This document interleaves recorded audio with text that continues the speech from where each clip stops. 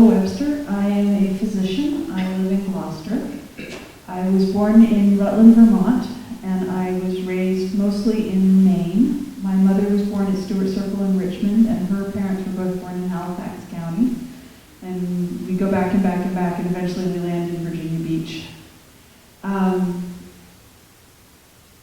I am running against Keith Hodges, who I've known for a number of years. I have nothing bad to say about him as a human being. I just disagree with his politics. Three things that I really want to be different on the state level is democracy. I want our voting to be easier, more accessible, and more informed. Some states do this thing called a voter's guide. You don't have to get the paper for it. They actually just mail it to your house. And it has all the candidates, and each candidate has a word limit that they can tell you about themselves. And, the other thing is healthcare. I've chosen to focus on prescription drug prices because it is a piece of healthcare that you can bite off. You don't have to eat the whole pie at once. And every other country negotiates their drug prices. And you can go on the internet and look up the price of insulin in New Zealand. We should be getting it. In Virginia, we have 9 million people. New Zealand has 4 million people. I do not see why we can't, as a state, start negotiating our drug contracts and our prices for medications. The two most important things, the prices need to be publicized, they need to be on the web, and they need to be consistent across every pharmacy, and every pharmacy needs to be reimbursed at the same rate. Because what's going on now is that your insurance company is hiring a second company to administer your prescription plan, and that company is buying up the local pharmacies. They've merged with CVS and Walgreens, and they're preferentially treating their own agencies instead of our local folks. Third thing is infrastructure broadband.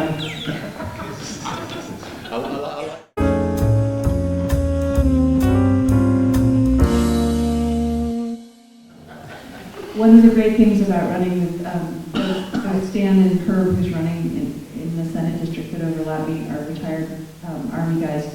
I don't have to talk about guns because they've got it sewn up and their bona fides are impeccable. The thing I hear about is broadband,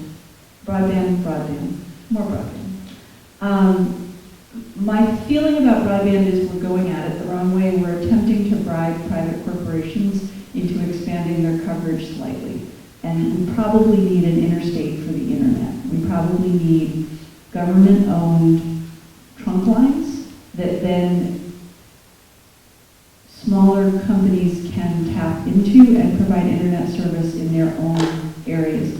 People are going to take better care of their neighbors than they are of strangers. And so if your internet service provider is your cousin and his buddy from the Army, it's going to be a little funkier. Some of them will be very good, some of them will be very bad, but we need to lower the cost of entry into the industry. The idea should be that the government should build the infrastructure to allow competition among smaller businesses and break up these de facto monopolies. That, and people talk a lot about economic opportunities for their children. I would say that. I think one of the, and family farms, but that's a very particular sector of the economy. I think that the internet is the piece for providing, internet and education is the missing piece for providing opportunity. The state needs to, and Stan actually talks about this really well. I'm going to let him talk about education. Oh, well, you know, one of the problems with, do I need this? No. Here, let me go down. One of the problems with education in the Commonwealth, besides the broadband piece, because that's critical, that's a critical piece of education infrastructure, the problem is the funding formula. Now, this funding formula was created a long time ago in some measure as a way to force counties that did not want to provide equal funding for all their schools across racial lines to even that out, right? So it became kind of a requirement that, in other words, the state would make sure the funding was there, right, by having these standards of learning.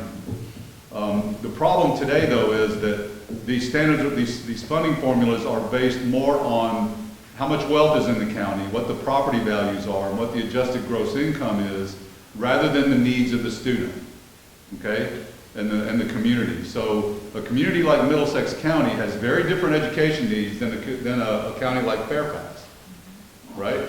And so we need to reform this funding formula in a way that lets us look at the community and gives the local folks more control over what they're spending these dollars on and what they need. And they should be asking the state, they should be telling the state, this is what we need, this is the kind of staff we need, this is the kind of admin we need, this is the kind of counseling we need, this is the kind of vocational training we need, this is the kind of college prep we need.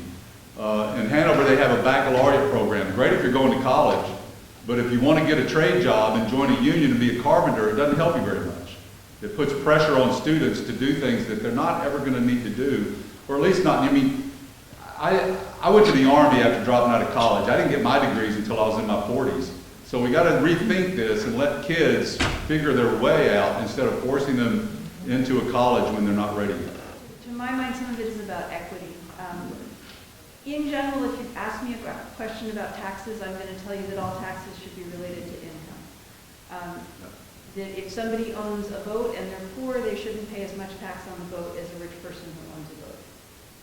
Somebody who makes their living with a boat shouldn't pay as much taxes on the boat, even if it's worth as much as somebody who has a yacht.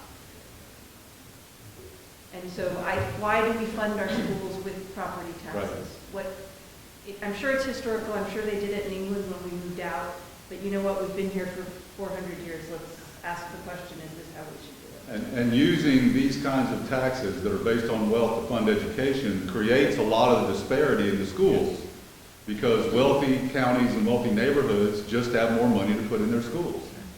And it's discretionary. So and these SOL rules originally back in the 50s and 60s were created to address that, but we need to rethink it. It's 50 years later now.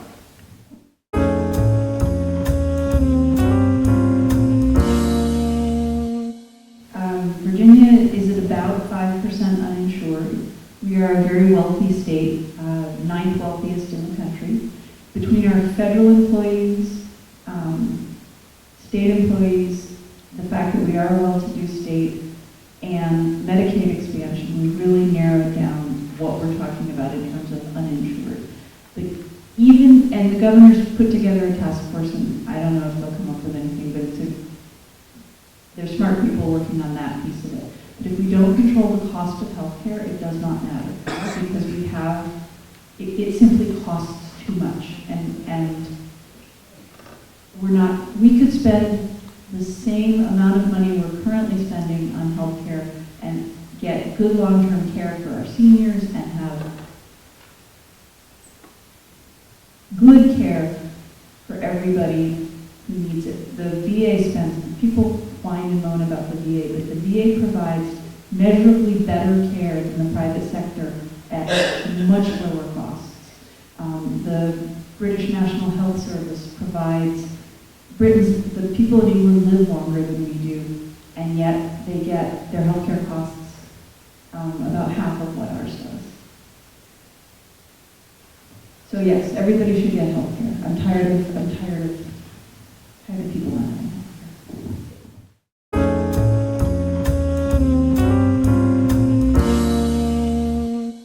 So there's an amendment that's been passed. It was passed last year for a non-partisan redistricting commission. It would not have been my choice. It's not the amendment I would have passed. But if elected, I will vote for it, because it's way better than what we have now. But I think that whoever asked this question was getting at my pet hobby horse, which is something called nested districts. It's already the law in 10 states, and it would mean that my proposal would be that we would increase the number of delegates to 132. Every 3 delegates would be a Senate district entire. We wouldn't have this funny patchwork of overlapping districts. So my district plus 2 others would equal 1 Senate guy. 4 Senate guys would equal 1 U.S. congressman. So that when you were annoyed at Witless, you could go find me or Keith or whoever's sitting in that seat and whine it, vetch at them. Then they'd go complain to Stan. And if Stan had 3 House of Delegate people who completely made up his district. Once he heard from two of us, he'd be like, oh, this is a problem. And he'd go talk to the congressman. And once the congressman had heard from three of the senators, he'd be like, oh, this is a problem. And so it would multiply our voices in a more direct line, rather than this weird patchwork.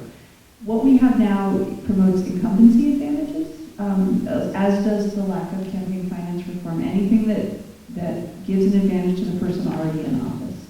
So the confusion of districting, people don't know who their representative is, and so the person who's already in office has the infrastructure and the machinery to turn out voters, and so they're much more likely to get reelected. If we can decrease, we want to give, rather than trying to do term limits, I'd much rather decrease the incumbency advantages and let the challengers have a better shot at this.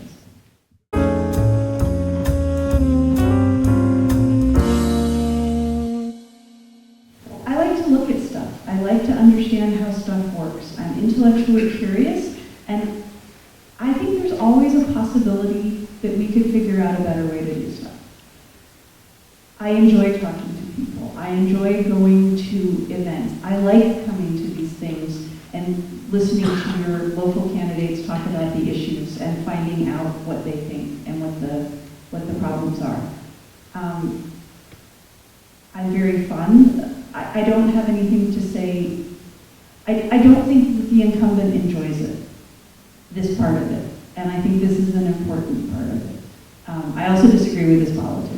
You know, I think Virginia should be set up to benefit the individual. I think if we take care of the person and small business people, you know, people who are individual businesses, not like Dominion, not like Philip Morris. If we take care of things at that level, things like Dominion and Philip Morris will take care of themselves. If people are well-educated, well-housed, have health care, have adequate nourishing food, and have access to education and training programs, business will flourish.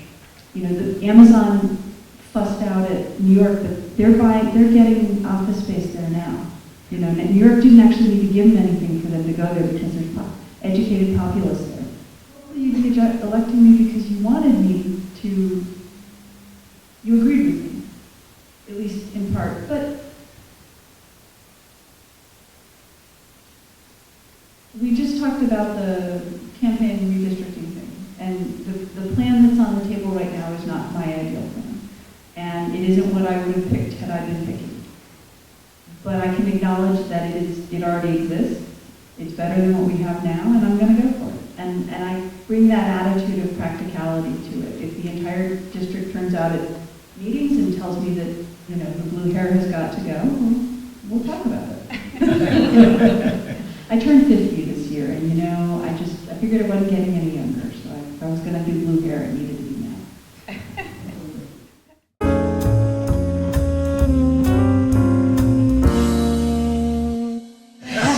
So I've been asked this before, and if presented with it, I absolutely would vote for it. Well, it is not the thing that gets me up in the morning. Did you ask this question, Hallie? So Hallie and I talked about this yesterday, and at this point, I think that black men and, to a lesser extent, white men who don't pursue degrees past high school are sort of our most disadvantaged population. I think that women are doing well educationally. At the upper echelons of things, there's a boatload of sexual discrimination, and women are getting paid less, and we need to worry about that. We also need to worry about it in terms of home health aides. Because it's a very feminine profession, it hasn't unionized, and it isn't being paid well, and we need to work on that. But I will absolutely vote for the Equal Rights Amendment if given the opportunity, but I'm not going to be the person leading